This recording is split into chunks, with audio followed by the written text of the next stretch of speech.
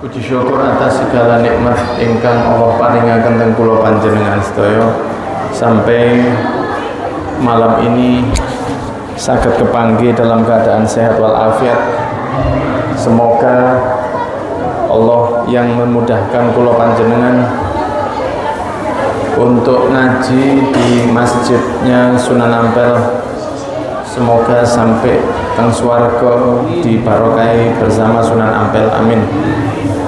Bismillahirrahmanirrahim. Kitab Risalah Al-Mu'awanah Al-Iman Qutb Da'wat Syadaghatil Ibad wal Bilad Al-Imam Abdullah bin Allah bin Muhammad Al-Haddad radhiyallahu anhu wa ila an radhiyallahu ankum wa alam annaka la tasil ila al-qiyam bi imtithali ma faradallahu 'alaika min ta'atihi wa istinabi ma haramallahu 'alaika min ma'siyatihi wa ila al-'amali bima syara'a laka min an-nawafil allati tuqarribuka ilayhi zulfa illa bil 'ilm fa 'alaika bi talabihi faqad qala 'alaihi salatu wassalam talabul ilmi fariidatun 'ala kulli muslimin wa bil ilmi ta'rifu kaunal wajib wajiban wal mandub manduba wal muharram muharrama wa ta'rif kaifa tu'addil wajiba wa taf'alal manduba wa tatrukal muharrama fa idzan la budda laka min al-ilmi wa la ghina laka anhu wa 'alaihi wa 'alal 'amali bihi madaru sa'adatika fid dunya wal akhirah wa 'lam anna man 'abada Allah bighairi ilmin kana dararu al-'aidu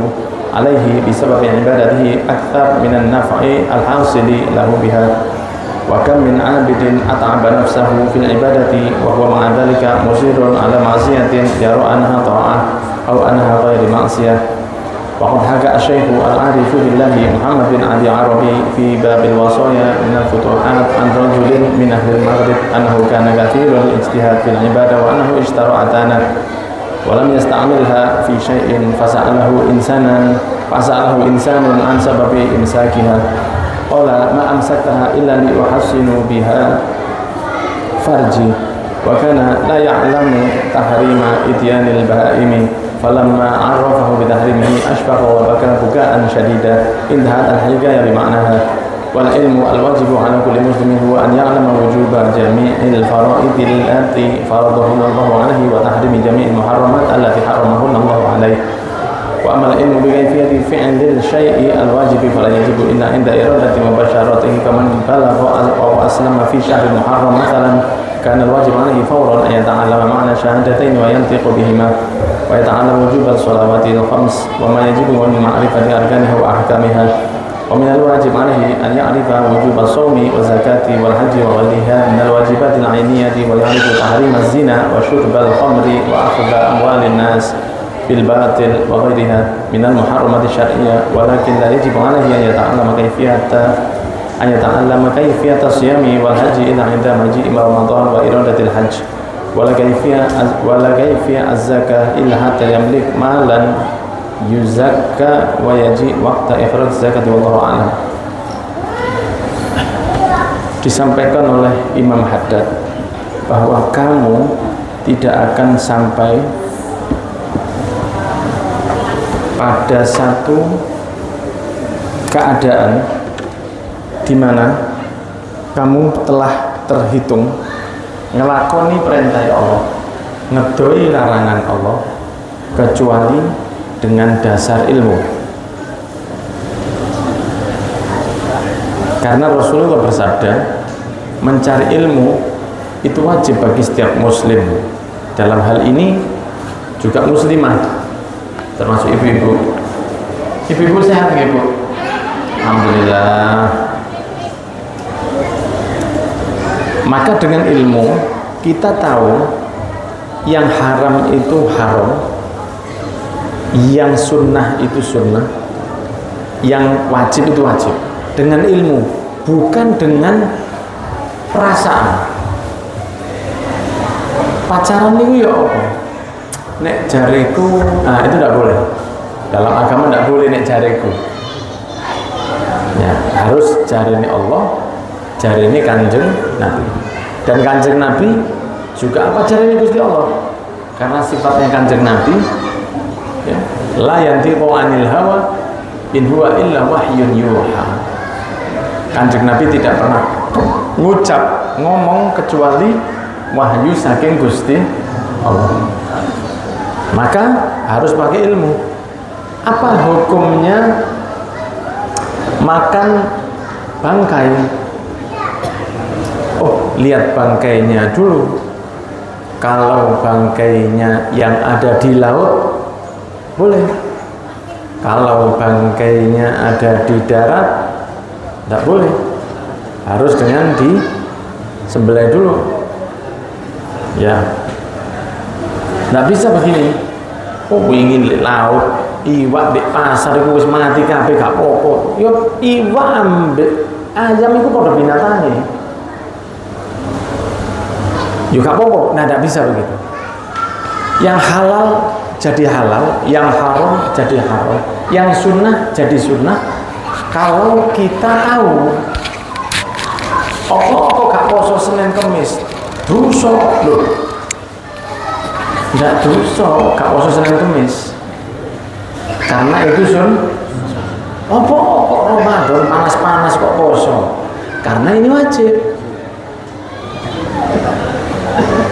Nah, setelah tahu, maka kita kalau melakukan tidak salah sasaran. Oh, aku gak ngene karena benar. Oh, aku begini karena benar. Kalau tanpa dasar pengetahuan, maka akan belehar. Kalau paringin contoh, orang mau buka bengkel, dia harus punya skill. Skill itu sanes skill Pak ya. Skill itu soko Pak. Skill itu soko. Dia harus punya kemampuan genakno sepeda. Dia harus tahu bedanya busi sama amplifier, itu dia harus tahu. Kalau dia membetulkan sepeda, dia harus tahu karburator, dia harus tahu busi, dia harus tahu kunci motor itu masangnya gimana, sekop itu gimana, uli itu di mana, bensin itu bisa tidak dicampur solar, dia harus tahu. Oh, aku gak roh, tapi aku kepingin buka bengkel, tidak apa-apa. Jaluk wong sing ngerti, bengkile bukaan, alate siapno, orang suruh genakno sepeda, bukan saya yang genakno. Kalau saya pribadi ini, saya bisa merotoli sepeda, tapi gak sembalikno. Karena kita tidak pakai ilmu, tidak bisa. Tapi aku kepingin buka bengkel, tidak apa-apa. Jangan jenengan yang nguker-nguker. Yang ngeker-ngeker itu orang yang ngerti. Contoh lagi, ada orang neka sakit tabuk ngelok ceh. Gak enak awak sambatan gak karu-karuan. Terus eling dokter iku biyen nek loro disuntik. Terus jopok suntikan. Dijopokno banyu. Ki tak suntike, bisa? Ndak bisa. Loh, gaya nyuntik gitu loh Pak, sekolahin 6 tahun supaya boleh nyuntik itu kalau dokter. Kalau perawan, tahu perawan? Kalau perawat, nah itu sekolah dewe, tapi dia tidak boleh buat obat, tidak boleh operasi. Yang boleh operasi hanya dokter spesialis. Kenapa? Kalau tidak nanti tidak karu-karuan. Contoh lagi, mau main sepak bola, saya rasa yang laki-laki ini tahulah tadi main sepak bola ya. Di kampung dia harus tahu gawangnya lawan itu yang mana. Nek enggak akhirnya bunuh diri dia. Bukan hanya melewati lawan, kawan digiring bisa sama dia. Loh, sampai bal-balan ono ilmu nih Pak. Atus mandi ada ilmunya. Harus dijero jeding, ojo atus di pawon. Jowo ember gentong gede terus atus jero pawon. Apa gak dipecut sama ibuke? Dipecut. Mlebu kamar mandi, ditutup dulu. Langsung sak klambine. Ya kalau jenengan wali enggak apa-apa. Para wali itu kalau mandi sik sarungan, nek bulu ajunan nek Pak. Wis gak ate, Pak. Atus. Sabunan gak keliru kate deterjen. Loh, sampai adus nih lho Pak, pakai ilmu. Walaupun itu sudah terjadi bendino, kita tidak ngawur itu minum teh. Jangan ke hidung Pak, masih hidung bangir ya. Gak bisa. Semua pakai ilmu, semua pakai handphone. Di mana HP ku? HP ku. Antum mau pakai handphone? Mana ilmu nih? Digawe tok mati. Aduh, HP elek ini. Loh, kan harus dicas. Mengetahui bahwa ini nek entek baterai ini tak lebokno colokan dek mburi, terus iki tak lebokno listrik, tak enteni. Itu ilmu. Kalau semua pakai ilmu, apalagi ibadah, gak iso ngawur. Karena juga tidak banyak orang yang ibadahnya katanya orang Inggris norok buntai, lok meloan, tidak bisa. Kecuali nek sing dieloi memang guru, tapi nek pakai feeling tidak bisa. Contoh kejadian di sini disebutkan, ada orang kepingin, ini kisah tak sebut, kok jenengan gak percaya. Disebutkan di sini oleh Imam Haddad di kisah yang disampaikan oleh Imam Muhammad bin Ali Arabi tentang satu orang dari daerah Maghrib. Maghrib itu Maroko, Aljazair, Tunisia. Golongan Maroko, Mesir ya, itu Maghrib ya, Maghrib. Kalau Asar ya Spanyol itu Asar. Kalau Maghrib itu sudah timur, sudah barat. Satu orang membeli seekor atan. Atan itu himar betina. Tapi gede. Dan himar itu diantara binatang yang agak rodok parah bodoh nih. Himar. Apa mana himar wedok? Namanya atan. Dia beli atan, beli himar perempuan. Gawak mengenai bedino ngarit kayak mangan. Terus mulai penasaran tonggo nih, jenenge tonggo Pak. Iya. Awak polah tonggo sing khutbah kan ngoten. Diparani. Assalamualaikum, Waalaikumsalam. Saya. Aku ketok sampai tuku himar wedok keledai perempuan. Iya. Kok enggak pernah kelihatan keluar? Oh, ya enggak saya keluarkan. Enggak pernah jenengan pakai untuk kan biasanya kalau keledai itu dibuat muter buat gandum. Karena orang di Maroko di mana makanya kan roti gandum. Lah timbangannya muter ngene kesel, lebih baik digawe gentong gede, tepung terigu dimasukkan, adonan dimasukkan, kayak saya enggak tahu apa namanya, himarnya ditaleni, dikei koyok rumput di depannya, melaku terus ini muter dia. Lah itu jadi roti nanti. Loh, himarmu enggak tahu dijak gaya roti, enggak pernah dibuat untuk semacam genakno make atau apa misalnya begitu ya. Jadi gak tahu sampai pakai itu. Lah terus itu buat apa? Oh, itu saya untuk supaya menjaga diri saya dari perzinahan. Loh, ya apa sampean?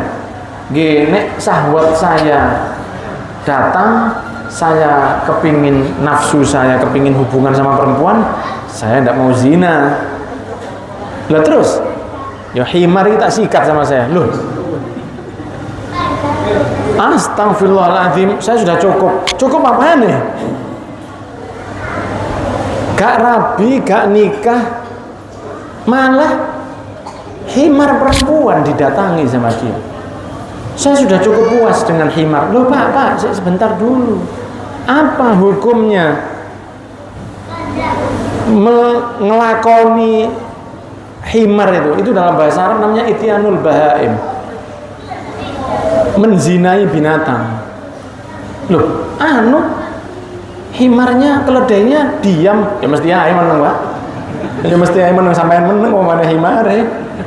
Ndak lari dia, ndak takut ya. Himar meneng dia bodoh. Coba jaran. Ini kalau diselentik teman sampean, himar bahlul, dia diam gini dok. Dia tidak merasa kerepotan. Lupa itu hukumnya haram. Diceritani hukumnya nangis. Bahwa selama ini dia merasa bahwa menghindari perzinahan dengan cara ngelakoni kewan itu dosa. Tapi dia pakai feeling, tidak pakai ilmu. Contoh lagi, ini kejadian nyata ya, yang saya ceritakan ini kabeh kejadian nyata. Satu orang masuk kampung Kemegus. Atau bahasanya ini Bib Mahabib. Jadi dia kayak ustad-ustadan ngoten. Lah orang kampung banyak yang awam, ndak tahu. Iki rupanya ustad ya. Ditakoni ustad, antum ini ustad. Wah iya nemen. Saya lahir itu sudah baca Al-Baqarah saya. Masya Allah. Akhirnya dikandani. Ngeten ustad. Ini ada kejadian ustad, butuh bantuan antum. Oh siap. Apa? Ada jenazah belum dimandikan. Mudine metu kabeh. Ndak ada yang bisa ngadusi. Nah, maka kami berharap ustad, one and only antum sebagai ustad supaya mandani jenazah. Lah orang itu kalau kegedean gengsi, dia malu bilang saya tidak tahu. Padahal akhlak seorang pengajar itu ketika dia tidak malu mengatakan saya tidak tahu ketika dia tidak tahu. Ojo mokso. Ro kabeh itu tidak wajar. Tahu semua hal itu tidak wajar. Oh, saya belum tahu. Jangan sama saya. Imam Malik, gurunya Imam Syafi'i, alimnya seperti itu. Ditanyai 34 pertanyaan, dijawabnya papat. Sing 30 sik tak jawab meneh. Padahal beliau tahu, tapi hati-hati. Lagi ditakoni tolong adusono jenazah, dia bilang apa? Siap. Tidak tahu ngadusi jenazah, pikir ngadusi jenazah ini kayak ngumbah karpet. Akhirnya nopo, ini di daerah Irak ya, karena Irak banyak sungai. Dia bilang di sini mana sungai? Di situ ada sungai. Sungainya itu ada tutupan nih gawe mandi. Sungai kan jaringan juga sering lihat itu kan, ditutupi gedek kan loh Pak. Dari dulu itu ada memang jenazah digowo mlebu. Sing liyane sing wangi, biasanya ini atus sing wangi wong telu kan orang 4 jenazah itu. Karena jenazah mandi sendiri kan tidak bisa. Maka digowo jenazah iki mang digowo. Mlebu nang kali, mlebu nang tutupan itu. Sing liyane kok metu. Pun jenengan tinggal mawon. Loh. Lah gimana jenengan mandikan seorang diri? Aku wis iso ilmune ono. Karena dia enggak tahu. Metu ditutup. Bingung deh ndelok jenazah iki, Mang. Kon lapo mati kon. Sekarang ya apa iki carane? Ya apa carane? Enggak tahu dia. Dicelupno tok, Pak. Dicelupno lagi. Pas dicelupno banjir bandang. Dicelupno kentir. Mayite kentir hanyut. Orang enggak tahu. Ngenteni nih jopo. Dia wis ilang itu kono. Dia bingung, ya apa metu ya ini? Metu ini apa saya? Keluar, ini kejadian nyata ini. Dibuka sama dia sama gemeter. Duh, mana? Adik sampean itu waliullah. Tadi itu malaikat turun. Adik sampean diangkat ke atas, dimandikan di langit. Masya Allah, nangis kabeh sak kampung. Padahal nih, mari kita ketemu deh, kali rumput lah ketemu dengan rumput. Kenapa? Tidak pakai ilmu. Ada lagi satu orang sholat, nyata kejadian nyata, sholat kalungan jenazah bangkainya tikus di kalungno. Antum bisa bayangkan betapa beratnya baunya bangkainya tikus. Allah, ditakoni mbek koncone, apa aja jenengan kok sholat pakai bangkainya tikus? Aku wis biasa sholat khusyuk. Sholatku khusyuk. Sekarang saya mau tahu nyoba nek sholat tapi ambune temen. Ini berarti tes buat saya. Bisakah seorang saya ini bertahan khusyuk ketika mambu batang? Dikasih tahu sama temannya, sholat nggawa barang najis, iku sholatnya tidak sah. Lu kok bisa? Kitab apa? Gak usah muluk-muluk. Safinatun Najah. Harus suci bajunya, badannya, tempatnya. Sampai kalungan teko sih, mulai Allahu Akbar wis gak sah. Nangis. Ada lagi 60 tahun umure, wudu mari wajah langsung das. Gak tangan dhisik. Balenono sholat sampean itu keliru kabeh. Loh aku tapi bisa sholat, tetep balenono. Kenapa? Ndak pakai ilmu.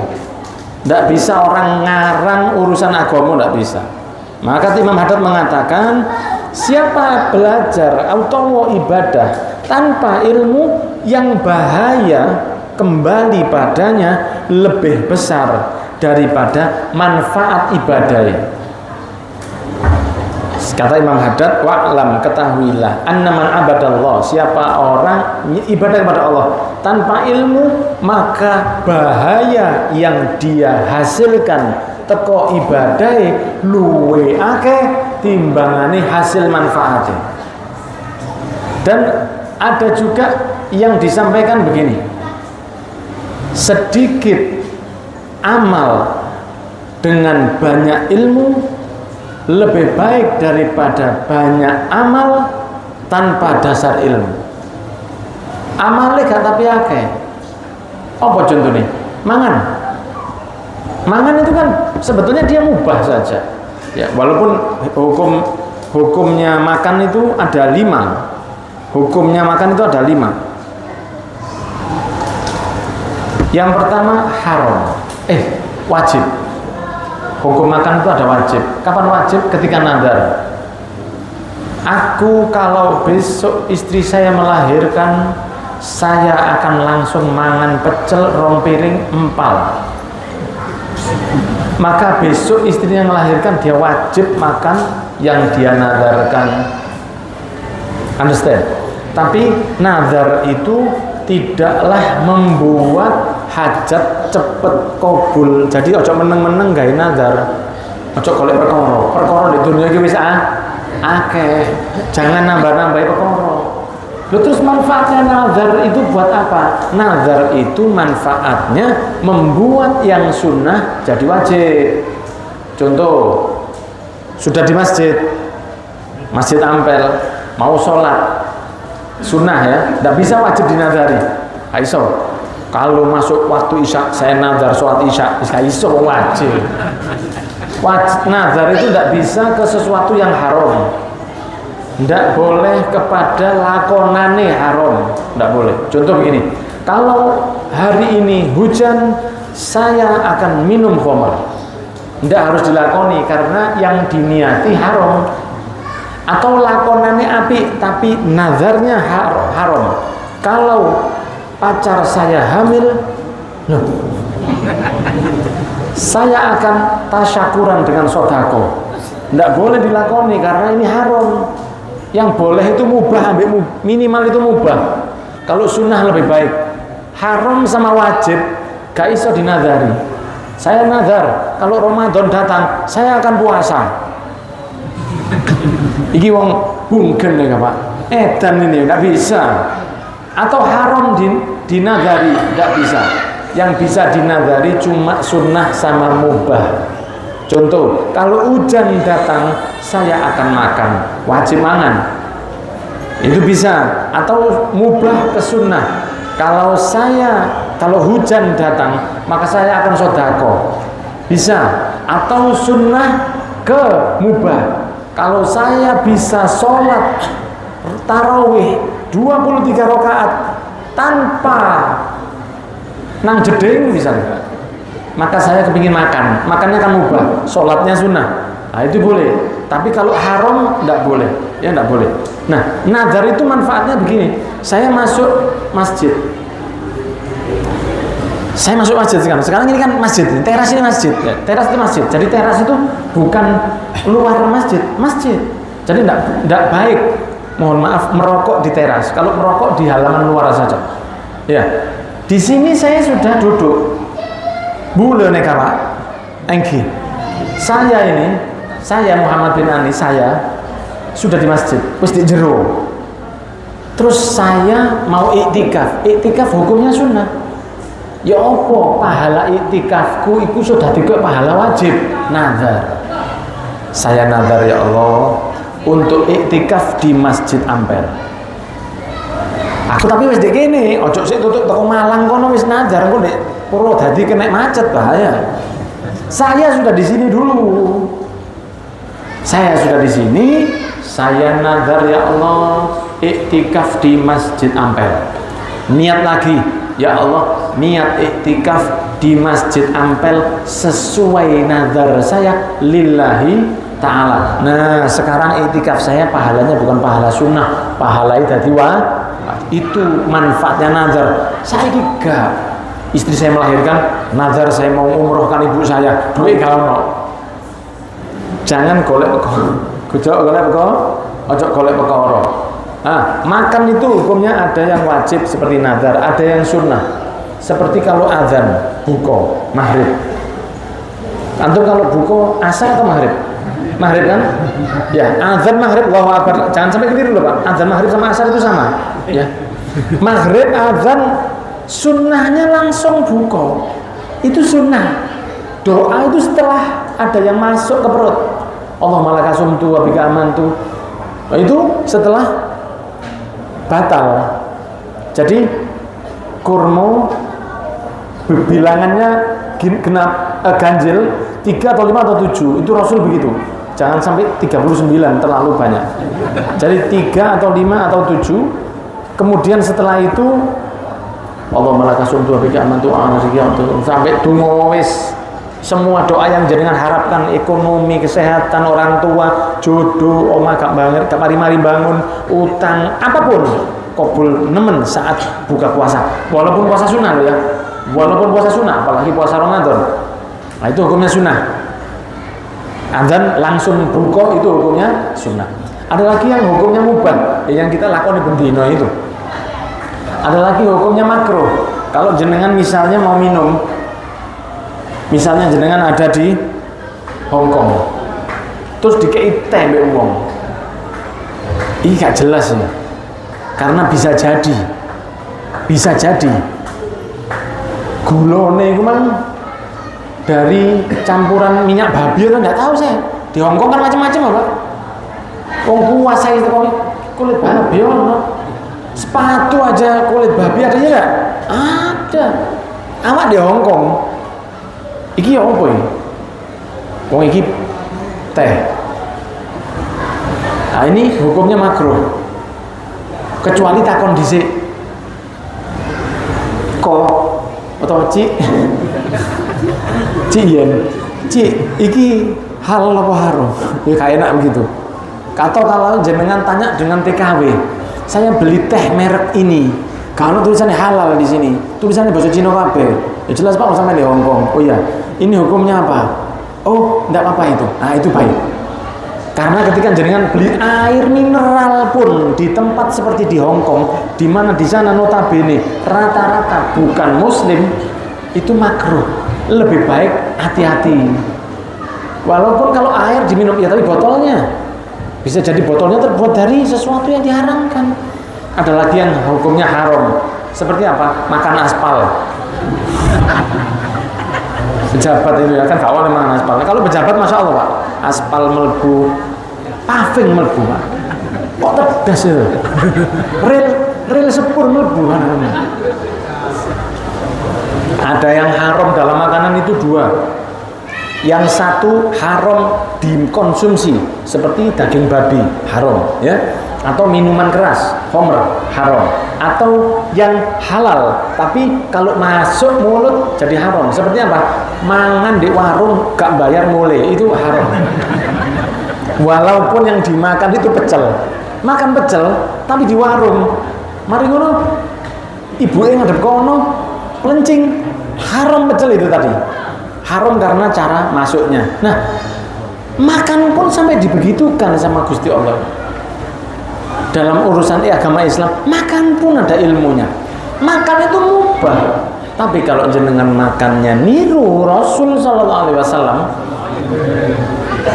maka yang makan pun jadi pahala besar buat panjenengan. Makannya tangan kanan, minumnya tangan kanan.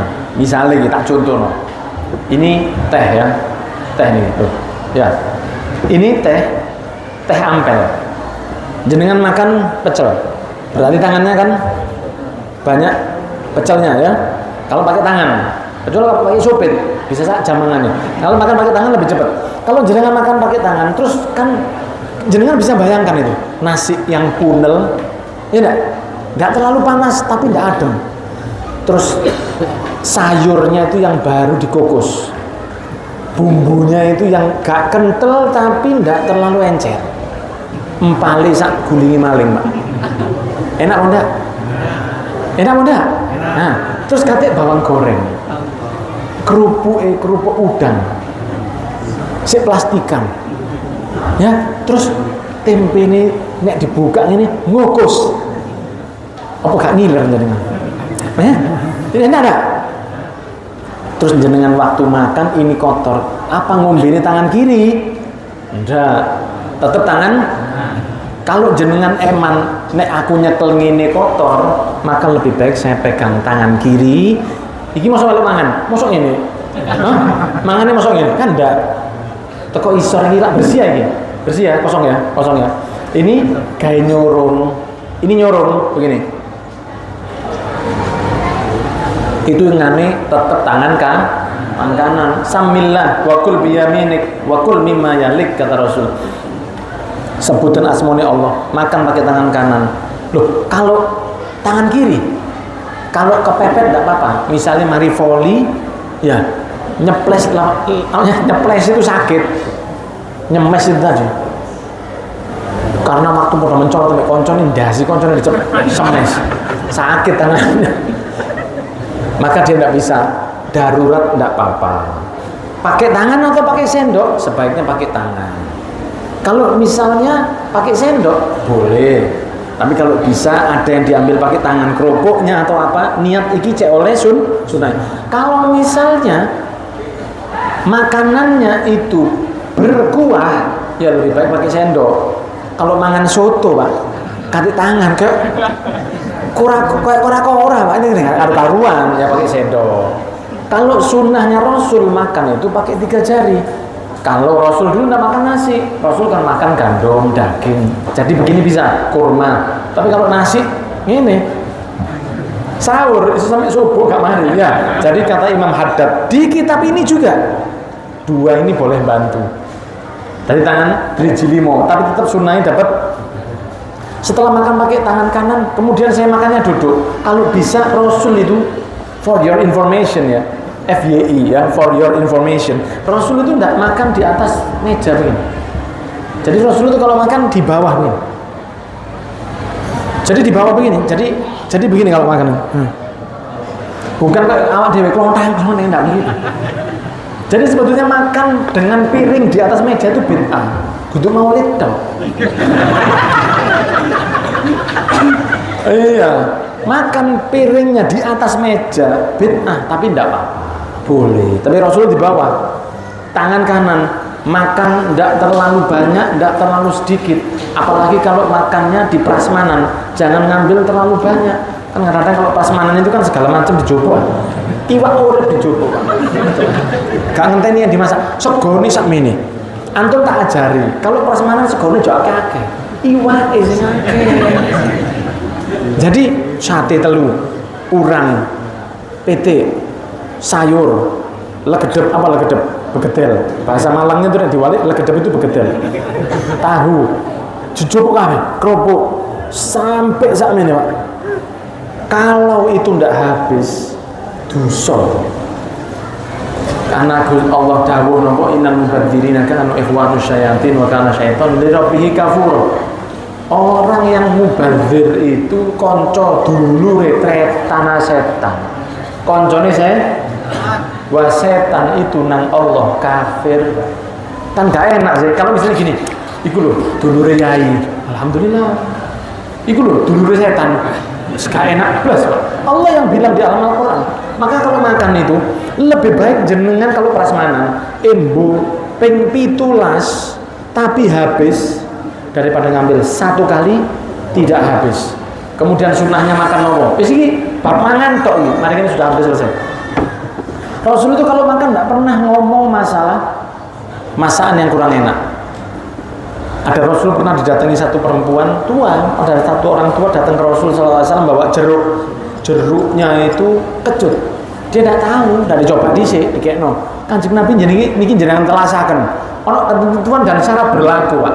Telasaken. Dicoba oleh Kanjeng Nabi, sahabat-sahabat di sebelahnya Kanjeng Nabi ngambil, dicoba, kecut. Tapi Kanjeng Nabi tidak berusaha untuk tidak berubah wajahnya. Kalau kita biasanya makan kecut kan ngoten. Tapi ini Kanjeng Nabi berusaha supaya tidak berekspresi dengan panganan yang kecut tadi itu. Dipangan, Masya Allah, saya Bu. Sahabat-sahabat lain itu ngenteni. Barokah, cari ngomong kan cari barokah, iya barokah. 2, 3, 4, 5, 6, 7 entek. Sahabat dongaren Kanjeng Nabi. Pulang ibunya, Kanjeng Nabi bilang, kenapa? Ngenteni terus nggih Kanjeng Nabi. Nggih.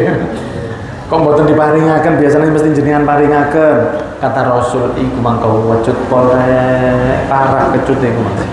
Jujur li ya. Itu tadi bahasanya Genzi lah, jujur li itu tadi kecut gila itu tadi. Nek tak kasih ke kamu, kata Rasul, kalau itu tadi saya kata, kamu pasti karu-karuan ekspresimu. Saya takut ibu tadi kecewa kalau lihat seperti itu. Saking jogone Kanjeng Nabi seperti itu. Maka kalau kita dimasakkan oleh istri di rumah kasinen, jangan gini, kamu pingin rabi mana kan? Jangan. Oh hubungannya. Kalau perawan masaki kasinen biasanya jari ini kepingin rabi. Tapi kalau sudah nikah masa kepingin rabi mana kalau perempuan? Jadi kalau misalnya istri masak kasinen di rumah, ibu saya Bu. Ibu tak pikir mulai itu. Jadi kalau misalnya di rumah ada yang masak itu kasinen, jenengan empet aja dulu. Dia kan tidak sengaja dia. Mosok apa kan enggak. Dia niat supaya sing enak, tapi namanya manusia mahalul khata' wan nisyan, tempatnya keliru, tempatnya salah. Ya mungkin dia keperucut kasinen. Ya apa caranya? Makan aja dulu. Empetan dhisik. Nanti siang wis mari wis jeda beberapa waktu kandhanono. Tolong menit kurang ono ku. Uyahe ku kurang ono. Oh, mangkasinan, yo gak, yo titik, sudah begitu aja. Kalau misalnya buat teh, misalnya kurang lagi, ya apa? Lah yo tak belanja nih gulone kurang, jangan. Menengok langsung nang pawon, ya. Karena kalau ke gudang biasanya tidak ada. Jadi langsung ke dapur, ambil gula, aja kakean bawa, cupu, tambahno dhewe, cet, wis. Ndak usah ini. Kurang lagi. Waduh kan di warung aja. Jangan, sudah diem aja. Loh, kita begitu bukan sok jadi pria romantis, bukan. Itu sunnahnya Nabi. Kanjeng Nabi tidak mau itu. Kanjeng Nabi itu pernah makan sama Siti Aisyah. Masakan Siti Aisyah kan masih muda waktu nikah. Jadi ya masakannya mesti keprojot lah. Kasinen, gak dicoba dhisik. Makanya ibu-ibu, Bu, nek masak jangan coba dhisik nggih. Dicoba di Siti Aisyah, dikenal Kanjeng Nabi, dicoba sama Rasul, asin Mbak, diempet. Rasul tidak takut istri. Kalau mancing, misalnya mancing gak ada pamit Pak. Kan yang mancing pamit itu kan jenengan. Iya, Kanjeng Nabi tidak takut istri, tapi Kanjeng Nabi menghormati. Lain takut sama menghormati Pak. Nek kerja sak ulan dikekno kabeh iku rada wedi, bukan menghormati ya. Harus ada uang lanang jenengan kita kandhani Pak, harus duit lanang selen temen didi. Wong lanang itu hobi, ojo nemen-nemen ya. Nah, di Siti Aisyah itu ngasih ke Rasul masakan dipangan kasinen, kok delok Kanjeng Nabi mangane enak, dipangan ke Rasul luar biasa. Siti Aisyah merasa masakanku iki istimewa. Jenenge garwa niku sigare nyawa suami istri sepiring berdua dicoba. La ilaha illallah Muhammad Rasulullah, ya Allah. Kanjeng Nabi ini asinnya nemen. Dari tadi jenengan makan barang asin itu kok gak ngomong. Mboten pun dipaham. Bintang Kak Siti Aisyah sing sungkan, Kanjeng Nabinya sabar. Itu seperti itu. Bahkan dalam makan Kanjeng Nabi tidak mau. Kalau Kanjeng Nabi tidak doyan, tidak diote, tidak dilokno, wis tak dimakan. Aku gak doyan. Begitu. Ojo koyok tiang Malang, ya, karena orang Surabaya baik-baik. Kadang-kadang kan ada momen-momen tahlil itu satu malam 2 kali. Ba'da maghrib, ba'da isya. Maghrib soto, isya biasanya soto lagi. Biasanya begitu. Kecuali kalau tambah akikoh biasanya sate ini loro. Terus ketika maghrib jenengan sudah makan, terus setelah selesai sudah isi, jenengan pindah ke RT sebelah tahlilan di situ. Jenengan dikasih makan lagi, sudah kenyang. Nambah terlalu berat. Bagaimana caranya? Jangan dimakan. Sebelahnya kayak orang. Loh mas, jenengan, saya sudah. Gak apa-apa, jangan sungkan, gak enak. Dipangan 2 sendok, kerupuk di tek titik terus ditekek. Loh, kalau Sunan Ampel mangan sisa sing rebutan akeh. Kalau saya sama jenengan nggak ada yang berani makan sisa kita, kok dikena rabies kan begitu. Jangan.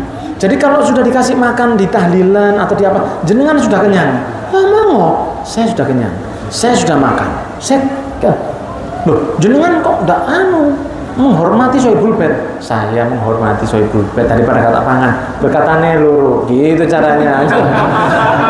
Saking apa? Saking gak kepingin Rasul itu mengecewakan makanan. Imam Haddad dalam kitab ini juga mengatakan, wahai para nabi dan rasulku, ngomong ke para nabi dan rasulnya, jangan pernah mengeluh atas apa yang saya berikan kepada kalian.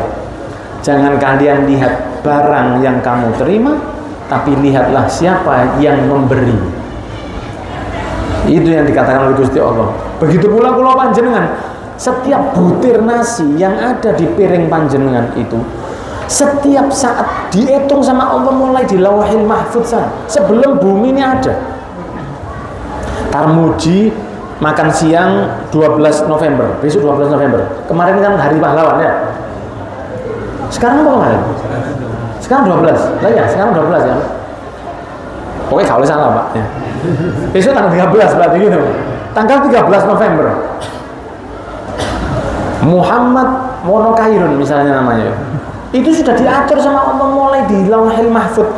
Sebelum Allah menciptakan semua yang ada di alam ini, itu sudah ditulis sama Allah. Besok dia makan nasi sekian butir, kemudian timun, kemudian ini sambelnya lali. Itu begitu. Mangan wis entek, bojone ngomong, "Loh, Mas, sambelnya lali, Mas. Iki lho sambel entek menurut." Itu terjadi, diatur sama Allah seperti kemarin. Sekarang hari Selasa, kemarin hari Senin. Saya kalau makan itu harus ditemani oleh kerupuk, guys syarat. Masih orang ginang, pokoknya cek rame Pak. Kerupuk. Mangan entek rijik bersih des. Ibu saya ngirimi peyek. Tapi entek. Alhamdulillah. Ya berarti kayak kok begini. Jatah siang itu ndak dikasih kerupuk sama Allah, ya ndak bakal dapat. Jadi ketika lihat makanan yang antum pegang itu suguhannya Allah, tapi lewat manusia. Makanya Nabi Muhammad tidak mau menghina, karena siapa yang memberi itu tadi. Jadi bukan masalah dia perempuan kita takut sama dia, bukan, tapi menghormati rezeki dari Allah itu. Understand? Kemudian dianjurkan makan buah dulu sunnahnya sebelum makan daging. Kalau makan daging, ya Allah Subhanahu Wa Taala berfirman di surat Waqiah, wa fakihatin mimma yatakhayyarun wa lahmi thayrin mimma yashtahun. Dan buah-buahan yang bisa mereka pilih dan daging burung yang menjadi selera mereka.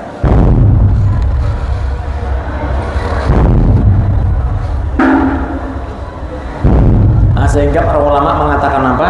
Dianjurkan makan buah dulu baru daging. Dari surat Al-Waqiah ini karena Allah naruh buah dulu baru daging. Tabarukan dengan Quran. Beberapa buah bisa dimakan sebelum makan, seperti buah melon, buah semangka itu bisa. Buah kedondong, buah salak itu pantun. Ya. Kalau pas semuanya sebelum makan dianjurkan seperti buah melon atau buah semangka itu baik. Atau garam. satu sak tutul tok jangan sak sendok, ndak nafsu makan nanti. Ditutul tok. Sunnah Rasul itu nasihat Rasulullah ke Sayyidina Ali. Kalau kamu awakmu kepingin sehat, kasih garam sedikit sebelum makan. Ya, kemudian diantaranya sunnahnya juga kata sekali, cuman waktunya tidak cukup. Diantaranya juga mendahulukan yang tua kalau pas mangan bareng atau yang alim. Nah, jadi makanya jangan kaget kalau misalnya pengajian ada ustadznya, monggo ustadz edisi, itu sudah sunnah dari Rasul SAW. Semoga yang saya sampaikan ada manfaatnya. Kita bacakan salah satu jamaah ada yang wafat ya, Alfi, ibunya yang namanya Siti Winarsih binti Salim wafat, semoga menjadi barzahnya taman surga. Dan ayah ibu kita yang sudah wafat dijadikan barzahnya taman surga. Dan pulau panjenengan sedoyo yang antum menyempatkan waktu untuk hadir di majelis ini, semoga Allah melancarkan hajat antum semua, keluarga antum sakinah mawaddah warahmah, dan berangkat haji umroh plus antum diseneng dunia akhirat oleh Allah. Wa ila hadratin Nabi al-Fatihah.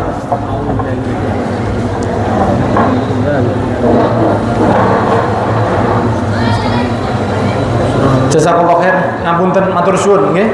Insyaallah jumpa lagi dalam keadaan lebih baik. Wassalamualaikum warahmatullahi wabarakatuh.